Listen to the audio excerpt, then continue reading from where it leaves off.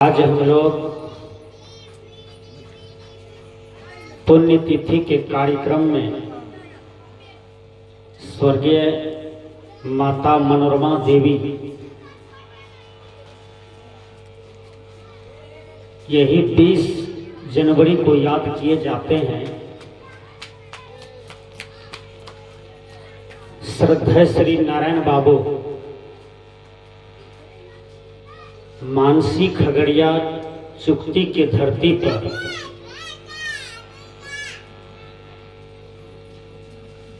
एक विशिष्ट पुरुष है।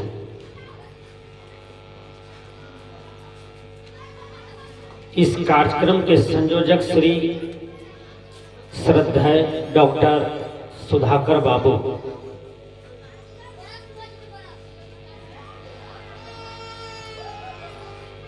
मोबाइल यूट्यूब के द्वारा हमको देखे और हमसे बातचीत चलता रहा।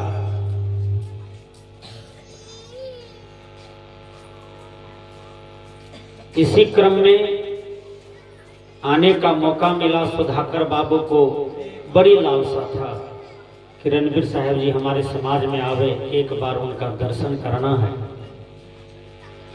उनके विचारों को सुनना है। मेरे आने से पूर्व बहुतों संत महापुरुष यहाँ पर आए हैं और ज्ञान उपदेश दे करके गए हैं। आइए मैं अपना विषय पर चलता हूं। सत्संग क्या है? सत्संग एक परिवर्तन प्रवर्तक स्थल है। सत्संग में मनुष्य बदलते हैं, जीने की कला को सीखते हैं, भिन्न भिन्न विचारों को सीखते हैं। सत्संग ही एक ऐसा विद्यालय है जहां पर आपके जीवन को बनाया जाता है। टेढ़ा मेढ़ा लकड़ी है, वह द्वार पर फेंका रहता है।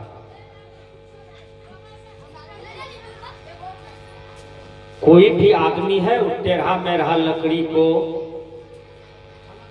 प्रतिष्ठा दे, सम्मान दे, कभी कल आरती भी उतारे, पूजा भी करे, उधर फेंक देता है। एक दिन आवश्यकता होती है तो शर्मा भाई को बुलाते हैं कि केबाड़ बना दीजिए। वही टेढ़ा मेढ़ा लकड़ी का केबाड़ी बन जाता है, पेंट लग जाता है, तो 1 घंटा से आप ही निहारते हैं कि देखने में कितना सुंदर लगता है, उसका कीमत भी बढ़ जाता है। तो उस टेढ़ा मेढ़ा लकड़ी को महत्व किसने बढ़ाया? शर्मा भाई ने बढ़ाया। उसी प्रकार आपके जीवन के महत्व को सत्संग ही बढ़ाते हैं। जैसे अंगुलीमाल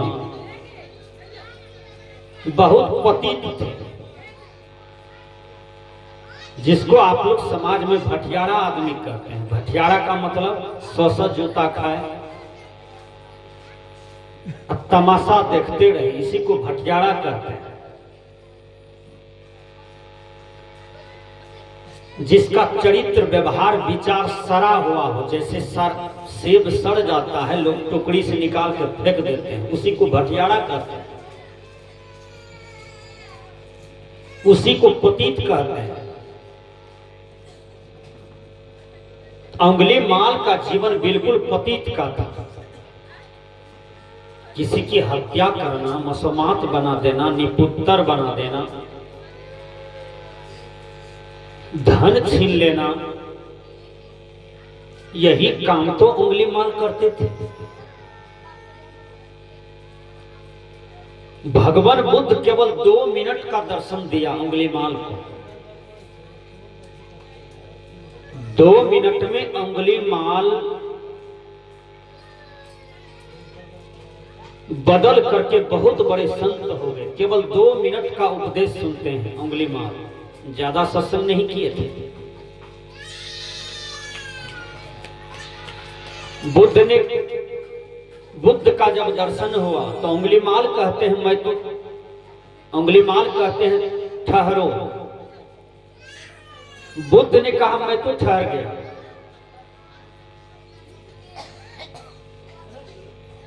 ये पंक्ति उसके दिमाग में धंस जाता है। का आज तक हमसे कोई नयन में नयन मिलाकर के बात नहीं किया। ये कैसा आदमी है जो हमसे साहस करके बात करते हैं। मैं कहता हूं ठहरो तो ये कहते हैं मैं तो ठहर गया, तू कब ठहरेगा। ये बात उसको बिजली के करंट की तरह झटका मार दिया दिमाग में। अरे इतना साहस, फिर दूसरा बार बोल दिया। जो आदमी गलत करते हैं उसका चित्त अशांत होता है, उसका चित्त भयभीत होता है। जो आदमी बिल्कुल भीतर से पवित्र है, बाहर से पवित्र है, वो कहीं भी जा रहे हैं उसके अंदर में निर्भयता रहती है। यही पहचान होता है बुराई का, अच्छाई का। फिर तीसरा शब्द में कहते हैं ऐ जी ठहरो। फिर उसने कहा मैं तो ठहर गया, तू कब ठहरेगा। तब तक मैं तलवार लेकर के सट गया। कहा काट देते हैं। कहा काट करके टेबल। जो सच्चे संत होते हैं उसमें दिव्य साधना होता है। सच्चे संत की परख करो आप लोग। कहीं आपके जीवन में गुरु राम रहीम मिल जाए तो आपका जीवन कैसा होगा। कहीं आपके जीवन में गुरु धोखे से आसाराम जी मिल जाए फिर आपका जीवन कैसा होगा। बिल्कुल चौपट लाल गिरधारी प्लेटफार्म के भिखारी रह जाइएगा। आन्हर गुरु बहिर चला, दोनों नरक में ठेलम ठेला। आपके जीवन में जो भी पथ प्रदर्शक हो बिल्कुल चरित्रवान हो। संस्कृत के विद्वान ने कहा बंद मुक्तम ब्रह्मनिष्ठम कृत कृत भजत गुरम यश प्रसादात संसार सागरे पुष्पदायते। जो बंधन से मुक्त हो, ब्रह्मनिष्ठ हो, ऐसे गुरु पद को भजो। इतिहास के पन्ने को उल्टा करके देखिए ऐसे गुरु कौन हो। सदगुरु महर्षि नेही, संत सम्राट बंदी छोर कबीर, दादू साहब, पलटू साहब, दरिया साहब, तुलसीदास, तुलसी साहब, संत रविदास जी महाराज, स्वामी विवेकानंद, स्वामी दयानंद सरस्वती, मां मीरा, मदरसा, सहजोबाई, मीराबाई, खमसरी, इंद्रमती, सती अनसुईया, सबरी। ये सारे आपके देश के एक प्रकार का चिन्ह है, आपके देश के ज्ञान का प्रतीक है। ये महामानव और ये महामानवी, ये चरित्रवान, ये चरित्रवती। आप लोग पूजा करते हैं किनका? मूर्त का। पूजा मूर्त की नहीं होती है, पूजा फोटो का नहीं होता है, पूजा मंदिर मस्जिद का नहीं होता है। वो तो ईटा गिट्टी बालू सीमेंट है, वो तो कागज है, उसमें इंक पेंट है, उसमें कोई शक्ति नहीं है। शक्ति तो आत्मा में होता है। आत्म शक्ति को पहचानिए, जिसको संस्कृत के विद्वान कहते हैं अहम ब्रह्मास्मि, मैं ही ब्रह्म हूं, तत्त्वमसि वह तू ही है, अयमात्म ब्रह्म, यह आत्मा ही ब्रह्म है। बुद्धस आत्मानी देवता, बुद्धिमान के लिए आत्मा ही देवता होता है। आत्मा को तो जानिए, अपने आप को तो जानिए। अंगुलीमाल कहते हैं तलवार से काट देंगे। कहा उठाओ। तलवार उठाया लेकिन काम नहीं किया। काम क्यों नहीं किया? क्योंकि बुद्ध के अंदर में साधना की इतनी प्रतिभा था, इतना प्रतिभा था, साधना इतना सूरतगर लग रहा था कि अंगुलीमाल का तलवार हाथ से गिर गया। हाथ गिर गया। कहा है महात्मा आज तक हमसे कोई बात नहीं किया था। इसका मतलब क्या होता है? मैं तो ठहर गया, तू कब ठहरेगा। कहा रे पापी, तुम जिसका धन छीनते हो, जिसको निपुत्र बना देते हो, जिसको विधवा बना देते हो, जो परिश्रम से दौलत कमाता है, उस दौलत के खातिर तुम उसकी हत्या करके उंगली पहनते हो, ऐसा ज्ञान तुमको कहां से मिला? कहा बैठले बैठले दाल भात पूरी सब्जी मिल जाता है इसलिए ऐसा करते हैं। विचार कीजिएगा, का इतना बड़ा पाप जो करते हो तो फिर इस पाप का भागीदार कौन होगा? कहा पूरे परिवार होंगे। कहा परिवार से जाकर के पूछो, कहो हमको उधर भगा दीजिएगा या आप इधर भाग जाइएगा, ये पॉइंट निकालते हैं। कहा तुमको विश्वास नहीं होता तो तुम हमको बांध दो इस वृक्ष में। बांध दी। अंगुलीमाल जाते हैं पत्नी के पास। पत्नी कौन होता है? जीवन साथी होता है। पत्नी, सच्ची पत्नी वही है जो पति के हर दुख में साथ रहता है। पत्नी सिनेमा घर में, पति बेचारा यहां भोजन बना रहा है, वो कैसा पत्नी है?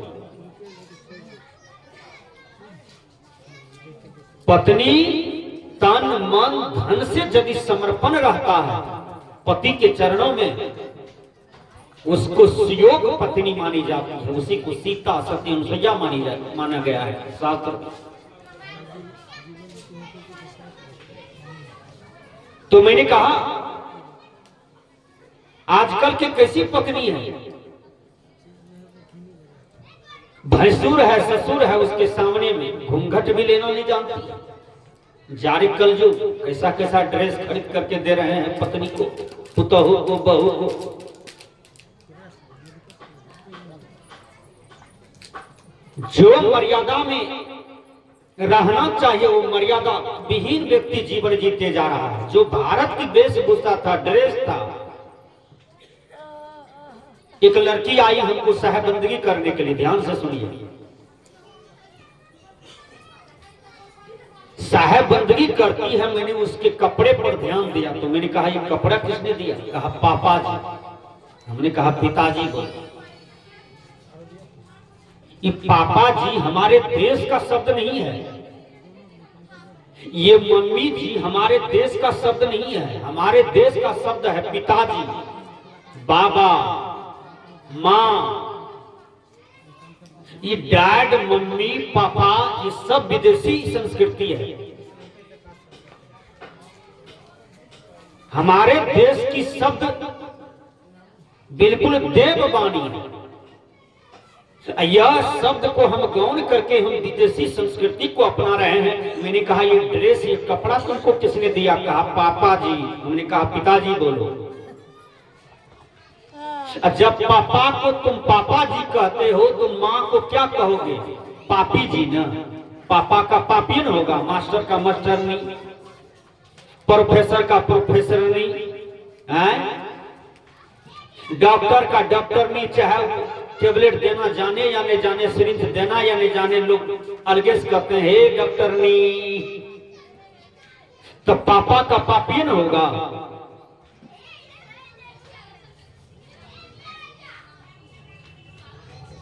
तब समझ में आता है अंगुलीमाल को, लगता है कि हमारे जीवन में जोरदार झटका लगने वाला है। अंगुलीमाल जाते हैं पत्नी के पास, पत्नी से कुछ निवेदन करते हैं कि एक महात्मा आया है, उसको बांध करके तुम्हारे पास आए हैं। हम जो इतना हत्या करते हैं, धन छीनते हैं, डकैती करते हैं, चोरी करते हैं, लोगों को इतना बड़ा दुख दे देते हैं, इतना बड़ा जो हम पाप कर रहे हैं, इसका तुम भोगता होगे कि नहीं? कहा नहीं नहीं। कहा क्यों? कहा रात में आपके लिए हम चावल, दाल, सब्जी बना रहे थे, लेकिन चावल जब बना रहे थे तो अधन दिए थे, पानी खौल रहा था। वो खौलते हुए पानी में हमारा हाथ चला गया, इसमें फोका हो गया है, बहुत रात से लहर है। मेरे परम प्रिय पतिदेव, ये 8 ना लहर आप बांट लीजिए, 8 ना दर्द बांट लीजिए, तब ना आप हमारे पति। उंगली मान ले कहा ई कैसे हो सकता है? कहा जब ई नहीं हो सकता है तो वो कैसे हो सकता है? आप हमारे मांग में सिंदूर दिए हैं, आपने शादी विवाह करके हमको लाया है, आप जहां से मेंटेनेंस करो, आप मेरे प्रिय पति हैं, लेकिन जो पाप आप करते हैं उस पाप में कोई हिस्सेदार नहीं होगा, वह स्वयं आपको भोगना पड़ेगा। फिर संस्कृत के विद्वान कहते हैं स्वयं कर्म करो त्यात्मा, स्वयं तत्फल सुनुते, स्वयं भ्रमति संसारे स्वयं तस्मात् विमुच्यते।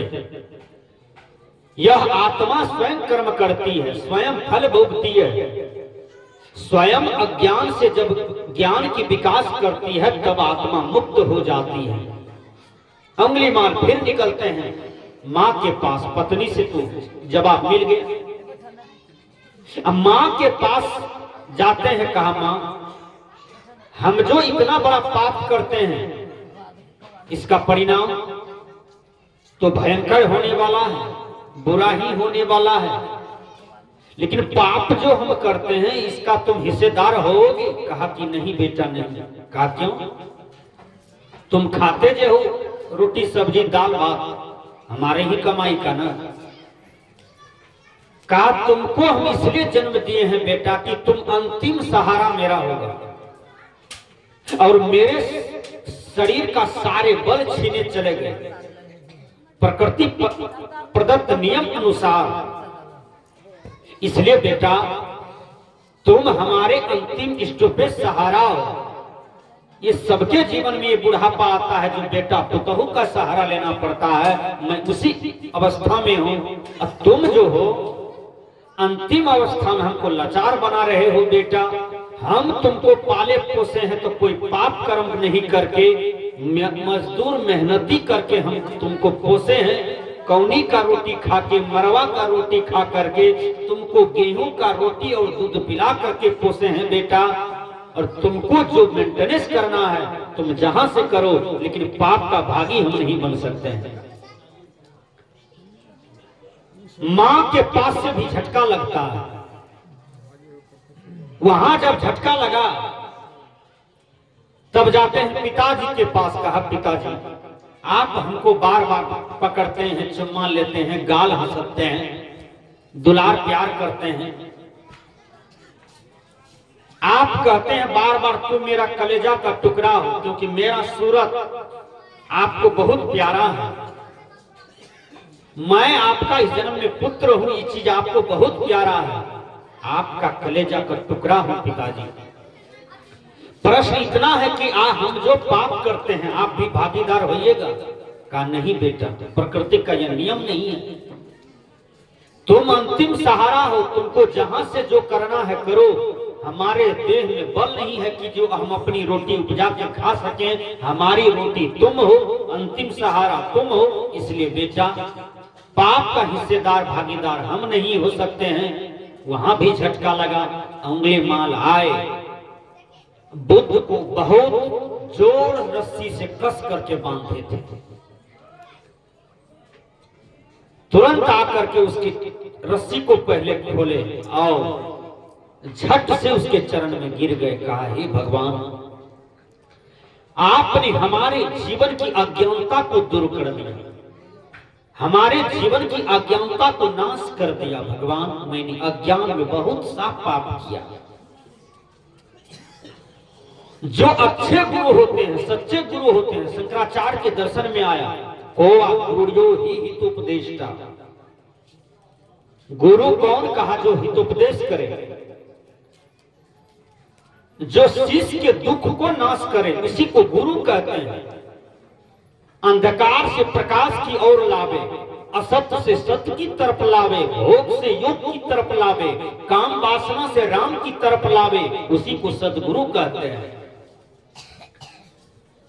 ऐसे गुरु यदि आपके जीवन में मिल जाता है तो आपका जीवन सफल हो जाता है। आजकल ऐसा ऐसा गुरु चला है कि चोरी करो, बलात्कार करो, जम करके ट्रेन में फान करके मोबाइल छीन करके भाग जाओ, किसी का कान का बाली तीर करके भागो, सोना चांदी नाक तीर करके भागो, इतना बड़ा बड़ा पाप करते रहो, एक बार गंगा स्नान कर लो सारे पाप कट जाएंगे।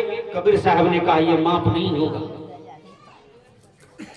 सदगुरु कबीर कहते हैं पाप कटन को कथा सुनावे, कर्म करावे नीचा। अर्थात पाप करते हो,